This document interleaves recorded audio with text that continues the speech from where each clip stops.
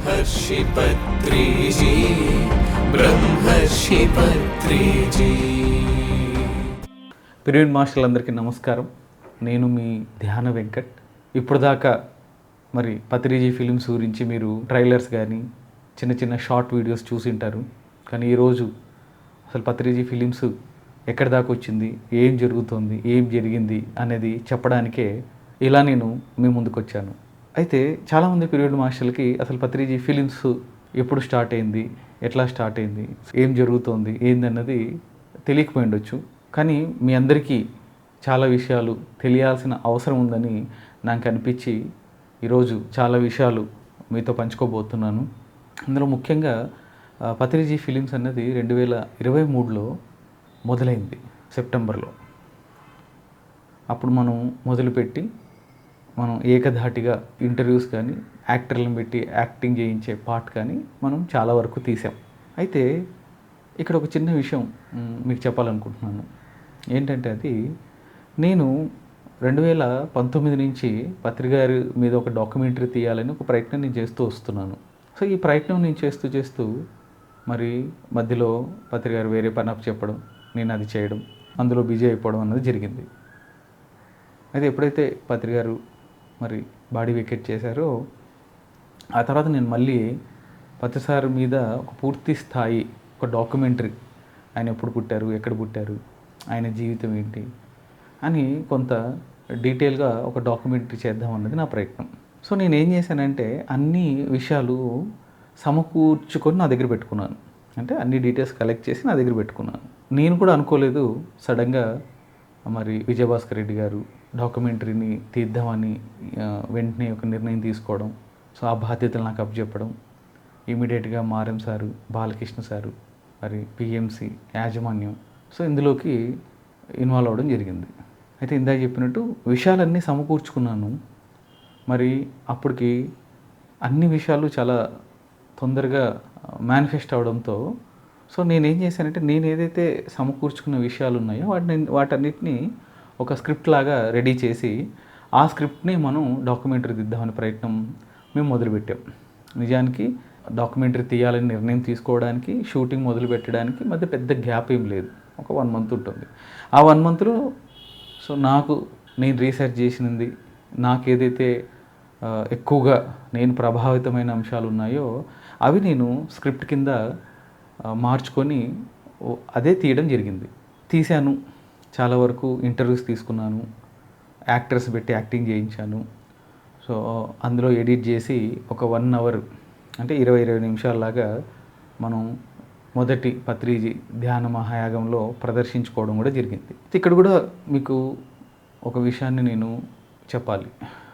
ఏంటంటే ఈ డాక్యుమెంటరీ చూసిన వాళ్ళు కొంత మిశ్రమ స్పందన నాకు వచ్చింది. మిశ్రమంగా ఉంది స్పందన. అంటే చాలామందికి నిజంగా అద్భుతంగా నచ్చింది, కొంతమందికి ఇంకా బాగుండేది, ఒక సినిమాలాగా కొన్ని సన్నివేశాలు, కొన్ని డైలాగులు ఇలా ఉంటుందని మేము ఎక్స్పెక్ట్ చేసాము అని చాలామంది నా దగ్గర వ్యక్తీకరించారు. కొంతమందికి ఏ ఎక్స్పెక్టేషన్స్ లేకుండా ఎవరైతే డాక్యుమెంటరీ చూశారో వాళ్ళు అసలు ఇంత జరిగిందా, ఇలా మొదలైందా పిఎస్ఎస్ అన్నది మాకు ఎప్పుడు తెలియదు, ఎవరు చెప్పలేదు. సో అలా అప్పట్లో జరిగిన విషయాల్ని మాకు చూపించారు అని చాలామంది నా దగ్గరికి వచ్చి చెప్పడం కూడా జరిగింది. ఇలా మిశ్రమంగా కొంతమంది ఎక్స్పెక్టేషన్స్కి అందుకోలేకపోవడం, కొంతమందికి ఏ ఎక్స్పెక్టేషన్స్ లేని వాళ్ళకి బాగా నచ్చడం, ఇదంతా జరిగింది. అయితే ఎప్పుడు కూడా ఏది ప్రామాణికంగా తీసుకుంటారు, ఒక ప్రాజెక్ట్ని లీడ్ చేస్తున్న వాళ్ళు ఎక్కువ మంది ఏది చెప్తే అదే ప్రామాణికంగా తీసుకుంటారు. అలా మరి ఆ రోజు వరకు మారం గారు కానీ విజయభాస్కర్ రెడ్డి గారు కానీ సో వాళ్ళకి అప్పుడు దాకా అందిన సమాచారం వరకు ఇలా ఓన్లీ డాక్యుమెంటరీ కూర్చోబెట్టి మాట్లాడడం కాకుండా ఇంకా ఏదైనా చేస్తే బాగుంటుంది. సో మాకు సినిమాలలోగా డైలాగులు, ప్రతిసారి నాలెడ్జ్ షేర్ చేస్తున్నట్టు ఇట్లా చాలామంది చాలా రకాలుగా మరి చెప్పినప్పుడు మారం సార్ కూడా అదే వ్యక్తీకరించారు. అలాగే చేద్దాం, డ్రామా పార్ట్ని పెంచుదాం, అది ఇది అని చెప్పారు. సో నిజానికి ఈ ప్రయత్నంలో మనం మొదటిగా మొదలుపెట్టిన ప్రయత్నం అంతా కూడా ఒక డాక్యుమెంటరీ తీయాలని. ఎందుకు డాక్యుమెంటరీ ఎంచుకున్నాము అంటే అది వాస్తవంగా ఉంటుంది కాబట్టి, వాస్తవంగా ఆ సందర్భంలో ఆ సంఘటనలో ఎవరైతే ఉన్నారో పత్రికారితో పాటు వాళ్ళు చెప్తారు కదా. సో ఇది మనకు నిజ నిర్ధారణ లాగా అనమాట. అంటే చూసిన వాళ్ళు అనుభవించిన వారే చెప్పారు ప్రతిసారి ఎంత కష్టపడ్డారు, ఎలా కష్టపడ్డారు, బస్ స్టాండ్లో ఎలా పడుకున్నారు, ట్రైన్లో ఫుట్పాత్ మీద ఎలా ప్రయాణం చేశారు, డబ్బులు లేకుండా లారీల్లో ప్రయాణం చేయడం, బస్సులో తిరిగేటప్పుడు కూడా డబ్బులు లేకపోతే ఎవరో సహకరించి, ఇవన్నీ నేను ఒక సినిమా లాగా క్రియేట్ చేస్తే మేబీ అది సినిమా ఒక ప్రభావం వల్ల అది వాస్తవంగా అనిపించకపోవచ్చు, అంటే క్రియేట్ చేశారులే అని అనుకోవచ్చు. కానీ డాక్యుమెంటరీ అలా కాదు. ఎవరైతే చూశారో, ఎవరైతే దాన్ని సాక్షిగా ఉన్నారో వాళ్ళు వచ్చి మాట్లాడినప్పుడు అది ఒక నిర్ధారణ లాగా ఉంటుంది, ఒక ప్రామాణికంగా ఉంటుంది. సో అందుకని మనం డాక్యుమెంటరీని ఎంచుకోవడం జరిగింది. నిజంగా పత్రికారు ఎంత సృష్టించారు, నిజంగా పత్రికారు ఎంత పడ్డారు, నిజంగా పత్రికారు ఎన్ని ప్రాబ్లమ్స్ని ఫేస్ చేశారు, ఎన్ని కష్టాలని ఆయన కొని తెచ్చుకున్నారు, మరి ఆయనకున్న అన్ని సౌకర్యాల్ని ఎలా ఆయన పక్కన పెట్టేయగలిగారు, ఆయన కుటుంబాన్ని, ఆయన సౌకర్యాలని, ఆయన ఉద్యోగాన్ని, ఆఖరికి ఆయన కూడా పక్కన పెట్టి మరి ధ్యానాన్ని అందరికీ అందించడం కోసం ప్రయత్నించారు. వాస్తవ పరిస్థితులకు దగ్గరగా ఉండాలి, ఇదే మన లక్ష్యం. ఎందుకు ఈ పద్ధతిని మనం ఎంచుకున్నాము అంటే పత్రికారు ఎవరి ఊహలకు అందని చాలా విషయాలు చేశారు. అది నేను ఒక క్యారెక్టర్ని, అంటే ఒక నటుడిని తీసుకొని అవన్నీ చెప్పించాను అనుకోండి, అది కల్పితం అవుతుంది. అంటే కల్పితం అనుకోవడానికి చాలా ఎక్కువ అవకాశాలు ఉన్నాయి. అదే ఒక మనిషి, చూసిన మనిషి వచ్చి చెప్తే అది చాలా ప్రామాణికమైనది. అలా ప్రామాణికమైన వ్యక్తులతో ప్రామాణికంగా ఇది చూపించాలన్నది నా ప్రయత్నం, వాస్తవంగా చూపించాలన్నది నా ప్రయత్నం. ఇది చాలామందికి అర్థం కాకపోయిండొచ్చు. చాలామంది ఎక్స్పెక్ట్ చేసేది అంటే ఒక సినిమా లాగా మంచి మంచి డైలాగులు చెప్తే, లేకపోతే ఎవరైతే పత్రికారితో పాటు ప్రయాణం చేశారో వాళ్ళు మంచి నటనని ప్రదర్శించి చూసే వీళ్ళకు ఒక భావోద్వేగానికి గురి అవ్వాలని ఒక అభిప్రాయం అందరి లోపల ఉంటుంది. కానీ దయచేసి నేను ప్రతి పిరమిడ్ మాస్టర్ని ఈరోజు కోరుకునేది ఏంటంటే కొంచెం మన ఆలోచనల పరిధిని దాటి ముందుకు వచ్చి ఒకసారి ఆలోచిద్దాం. ఇక్కడ విషయం ఒక మనుషుల్ని భావోద్వేగానికి గురి చేయడం కాదు, పత్రికారి యొక్క వ్యక్తిత్వాన్ని, మరి ఆయన ఏదైతే పిరమిడ్స్ ఇచ్చే సొసైటీని నిర్మించారో, మరి ఆయన ఏ సిద్ధాంతాల్ని తెలుసుకొని నమ్మి వాటిని పాటిస్తూ ఆయన జీవితాంతం ఆయన ఆ ప్రయాణాన్ని కొనసాగించారు, వాటిని మనం చెప్పడం ముఖ్య ఉద్దేశం. ఒక భావోద్వేగానికి ఒక మనిషిని గురి చేయడం కాదు మన ఉద్దేశం. పత్రికారి యొక్క ఐడియాలజీని చెప్పాలి, ఆయన ఆలోచనలు చెప్పాలి, ఆయన వ్యక్తిత్వాన్ని చెప్పాలి, ఆయన పట్టుదల గురించి చెప్పాలి. భావోద్వేగానికి గురి చేయడం కాదు మన డాక్యుమెంటరీ యొక్క ఉద్దేశం. ఇది ప్రతి పిరమిడ్ మాస్టర్ కొంచెం అర్థం చేసుకోవాలి. సినిమాలాగా మనం ప్రభావితం అయిపోవాలి, ఎమోషనల్ అయిపోవాలి, భావోద్వేగంలో ఏదో చేసేయాలి, అది కాదు. అదేంటారంటే తాత్కాలికమైన ప్రేరణ, అది మనకు వద్దు అట్లాంటివి. సో మన స్ఫూర్తి కావాలి, మనకు ప్రేరణలు వద్దు, స్ఫూర్తి కావాలి. ఆ స్ఫూర్తి లోపల ఆ స్ఫూర్తి రగిలితే జీవితాంతం మనం పని చేస్తూనే ఉంటాం, అవునా కదా? సో నన్ను మీకు తాత్కాలిక ప్రేరణ ఇవ్వడం నా ఉద్దేశం కాదు, మీ లోపల స్ఫూర్తిని రగిలించడం నా ఉద్దేశం. అది ఎలా రగులుతుంది? మిమ్మల్ని భావోద్వేగానికి గురి చేస్తే రగలదు, వాస్తవ పరిస్థితులు మీకు తెలియజేస్తే మీ లోపల స్ఫూర్తి వస్తుంది. అంటే పత్రికారు ఒక మనిషికి ఏ రకమైన ఎక్స్పెక్టేషన్స్, ఏ లాభాపేక్ష లేకుండా ఒక మనిషికి అన్నీ వదిలేసి ధ్యానం నేర్పించడానికి ఆయన ఎంత కష్టపడ్డారన్నది తెలిస్తే మనం కూడా అంతే నిజాయితీగా ఇంకొక మనిషికి ధ్యానాన్ని అందించడానికి మనం 4 అడుగులు వేస్తామనే ఒక ఉద్దేశం అంతే. ఆ స్ఫూర్తిని మనం పొందితే చాలు, దానికోసం ఈ ప్రయత్నం అంతా. సో ఇది పిరమిడ్ మాస్టర్లందరూ అర్థం చేసుకోవాలి. నేను గత 6 నెలల నుంచి ఇటు రాయలసీమ, ఆంధ్ర, తెలంగాణ, కర్ణాటక అంతా తిరుగుతూ వచ్చాను. 1000కి పైగా ఊర్లోకి నేను వెళ్ళడం జరిగింది. ఒక 10,000కు పైగా మనుషుల్ని ప్రత్యక్షంగా కలిసి మాట్లాడడం జరిగింది. అందులో ఏమీ తెలియని వాళ్ళు, అంటే ఏ ఎక్స్పెక్టేషన్స్ లేని వాళ్ళందరూ చాలా హ్యాపీగా ఉన్నారు. నిజంగా చెప్తున్నాను, వాళ్ళని చూసి నాకు చాలా సంతోషపడ్డాను. నేను ఏ ఎక్స్పెక్టేషన్స్ లేవు. మనం ఇప్పటిదాకా వచ్చినవన్నీ వాటిలో నుంచి ఏది తీసుకోవాలో అది తీసుకున్నారు, వాళ్ళకి అర్థమైంది. కానీ కొంతమంది ఇప్పటికీ మాట్లాడుతూ ఉంటారు, ఇది ఇలా ఉంటే బాగుంటుంది, అది అలా ఉంటే బాగుంటుంది, లేదా ఫలానా సినిమాలాగా ఇలా డైలాగులు పెడితే బాగుంటుంది, లేకపోతే పలానా హీరో చేస్తే బాగుంటుంది పత్రికారి క్యారెక్టరు, ఇలా ఎక్కువ నాకు సలహాలు ఇస్తూ ఉంటారు. నా సలహాలు ఇవ్వద్దని నేను అనట్లేదు, కానీ నాకు సలహాలు ఇచ్చేటప్పుడు ఒకసారి ఆలోచించండి, మన ప్రయత్నం వెనుకున్న ఉద్దేశం ఏంటి, ఈ సినిమా ద్వారా మనం ఈ ప్రపంచం మీద ఎలాంటి ప్రభావం చూపించాలనుకుంటున్నాం. ఇది ఇప్పుడున్న మనుషుల కోసం మాత్రమే కాదు ఈ డాక్యుమెంటరీ తీసేది. భవిష్యత్తులో కొన్ని వేల లక్షల కోట్ల మంది వస్తారు పిరమిడ్ ఫ్యూచర్ సొసైటీలోకి. వాళ్ళందరికీ కూడా పత్రికారి గురించి తెలియాలి కదా, అవునా కదా? అందరూ షిరిడి సాయిబాబా సినిమా, అన్నమయ్య సినిమా, ఈ సినిమాల గురించి మాట్లాడుతూ ఉంటారు. నేను ఆ సినిమాని తప్పట్టట్లేదు, కానీ ఒక విషయాన్ని మనం కొంచెం సూక్ష్మంగా చూడాలి. ఏంటది? ఈ సినిమాలు మనుషుల్ని భక్తులుగా తయారు చేసాయి. అంటే వాళ్ళందరికీ మహిమలు ఉన్నాయి, సో నమ్ముకుంటే మన సమస్యలు తీరిపోతాయి, లేదా నమ్ముకుంటే మన కోరికలు నెరవేరితే, ఇలా ఒక నమ్మకంలోకి అందరినీ తీసుకుని వెళ్ళాయి ఈ సినిమాలు. పత్రికారి నిజంగా సినిమా తీయాల్సి వస్తే మళ్ళీ నేను అదే పని చేయాలి, నేను కూడా భక్తులు తయారు చేయాలి సినిమా ద్వారా. ఎందుకంటే నేను పత్రికారి మహిమలు చూపించాలి. ఆయన ఎప్పుడు చెప్పలేదు నేను మహిమలు చేశానని, ఎప్పుడు ఆయన ఒప్పుకోలేదు. కానీ మహిమల్ని చూపించడంలో ఏం జరుగుతుంది? పత్రికారు ఏదైతే ఆధ్యాత్మికతని శాస్త్రీయంగా చూడాలని అనుకున్నారో అది పక్కకి వెళ్ళిపోయి ఒక విశ్వాసాలు, నమ్మకాలు మొదలవుతాయి. విగ్రహాలే వద్దన్న బుద్ధుడికి ఈరోజు విగ్రహాలు పెట్టి పూజలు చేస్తున్నారు. ప్రతి ఇంట్లోనే ఆయన విగ్రహం ఉంటుంది. పూజలు వద్దన్న వ్యక్తికి పూజలు చేస్తారు. పత్రికారి విషయంలో కూడా అదే జరుగుతుంది. ఆయన పిరమిడ్ ఫ్యూచర్ సొసైటీ అనే మూమెంట్ మొదలుపెట్టినప్పటి నుంచి కూడా ఆయన విగ్రహారాధన ఎంత ఖండించారు. ఆయన విగ్రహారాధన ఖండించడం వల్ల ఆయన ఎన్ని సమస్యలు ఎదురైనా సరే ఆయన నిలబడ్డారు. ఆయన ఏ రోజు నేను పొరపాటు మాట్లాడాను, వెనక్కి తీసుకున్న మాటలను ఎప్పుడూ అనలేదు ఆయన. మరి అంత ఖచ్చితత్వంతో ఆయన నిలబడ్డప్పుడు, అంత ఖచ్చితత్వంతో ఆయన సత్యాన్ని చెప్పినప్పుడు మనం చూడాల్సింది ఏంటి? సారు ఎంత ఏ మహిమలు చేశారు, ఎవరికో రోగాలు తీసేశారు, ఆయన ఎవరో కొడితే ఆ రోగాలు పోయినాయి. ఇదా మనం పత్రికారి నుంచి తెలుసుకోవాల్సింది, నేర్చుకోవాల్సింది? ఆయన నమ్మిన సిద్ధాంతం కోసం ఆయన ప్రాణాలను కూడా లెక్క చేయలేదు. ఇది కదా పత్రికారి నుంచి మనం తీసుకోవాల్సిందే. ఆయన దగ్గరే కాకుండా అందరి దగ్గరికి వెళ్ళి నేర్చుకోమన్నాడు. ఇది కదా పత్రికారి దగ్గర నుంచి మనం నేర్చుకోవాల్సిందే. ఇలాంటి అంశాలన్నింటినీ వదిలేసి మనం ఆయన్ని ఒక మహిమలున్న వ్యక్తిగాను లేదా దేవుళ్ళలాగాను చూడడానికి ప్రయత్నిస్తే మనం దారి తప్పిన వాళ్ళం అవుతాం.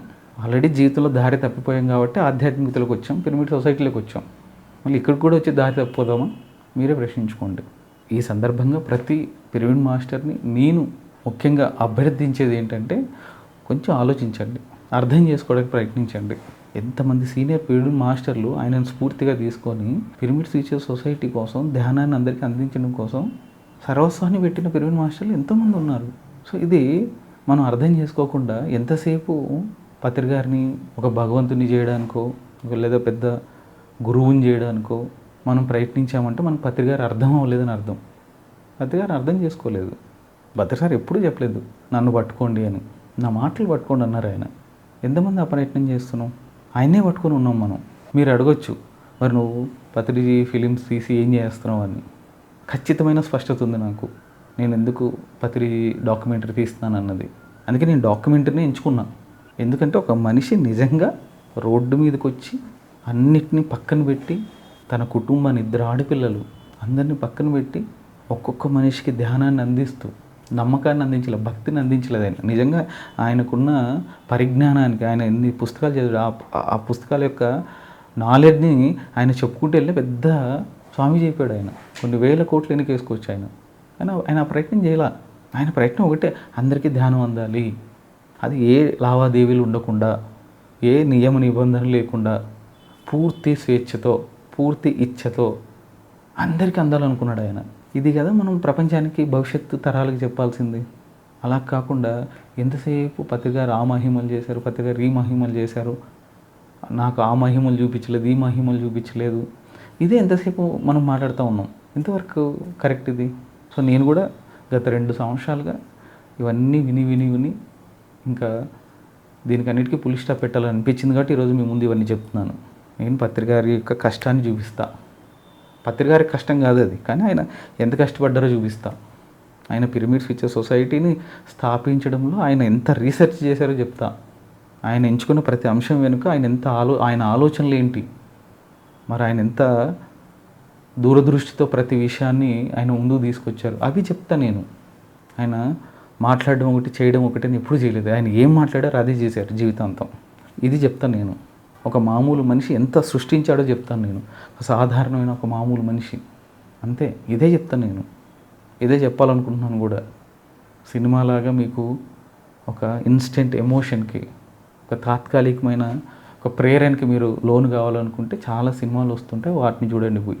పత్రికారి సినిమా ద్వారా, పత్రికారి డాక్యుమెంటరీ ద్వారా మీ జీవితంలో కొన్ని సందిగ్ధతలు వస్తే వాటికి ఆన్సర్లు ఇక్కడ దొరికేలా ఉండాలి. అది నా ప్రయత్నం. నేను పత్రికారిని ఎలా అయితే ప్రామాణికంగా తీసుకుంటానో నేను బుద్ధుని కూడా అంతే ప్రామాణికంగా తీసుకుంటాను. పత్రికారి శరీరాన్ని వదిలేశాక మరి పిరమిడ్ ఫ్యూచర్ సొసైటీలో జరుగుతున్న అన్ని పరిణామాలని చూసి సో బుద్ధుడైతే ఏం చేస్తాడు అనే ఆలోచనతో నేను ధమ్మపద చదవడం మొదలుపెట్టాను బుద్ధుడిది. అందులో కూడా సేమ్ ఇప్పుడు ఏదైతే జరుగుతుందో 2500 క్రితం బుద్ధ సంఘంలో కూడా అదే జరిగింది. అందుకే ఆయన ధమ్మపదలో చాలా సూత్రాలని పొందుపరిచారు. సూత్రాలని పొందుపరిచి ఆ సూత్రాల ద్వారా ఒక మనిషి కానీ, ఒక సాధకుడు కానీ, ఒక ఆధ్యాత్మికంగా ప్రయాణం చేసిన వ్యక్తి ఎలా ఉండాలి, ఏం చేయాలి, ఏం చేయకూడదు, ఏం చేస్తే సరైంది, ఏం చేస్తే సరికాదు, ఏదని చాలా క్లియర్గా చెప్పాడు బుద్ధుడు. ఈరోజు పిరమిడ్ ఫ్యూచర్ సొసైటీలో జరుగుతున్న చాలా విషయాలు అప్పుడు కూడా జరిగాయి. వాటిని అన్నింటిని కూడా అందులో అడ్రస్ చేశారు. అదంతా చదివాక నాకు అర్థమైంది. ఇప్పుడు ఇంకా నేను చాలా ఖచ్చితత్వంతో ఉండాలని. నేను ఒకటి చెప్పి ఒకటి చేయాలనుకోవట్లేదు. నేను ఏం చేస్తున్నా అదే చెప్తాను.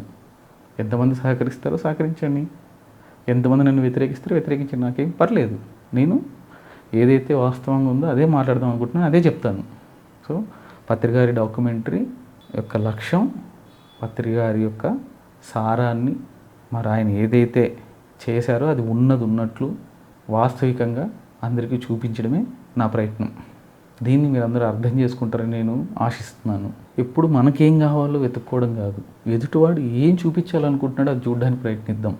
సో పత్రికారి జీవితాన్ని ఎవరైనా ఎందుకు తెలుసుకోవాలి అనుకుంటే, ఒక సామాన్యుడు ఆధ్యాత్మిక విజ్ఞానాన్ని పొందాక తాను పొందిన విజ్ఞానాన్ని అందరికీ ఎలా పంచాడు, ఆ పంచుతున్నప్పుడు ఎదురైన సంఘటనలు, ఆ సంఘటనలప్పుడు ఆయన స్పందించిన తీరు, మరి అలాగే ఒక వ్యవస్థను సృష్టించడం వెనుక ఉన్న మరి ఆ ఆలోచనలు, ఇవన్నీ తెలియాలి.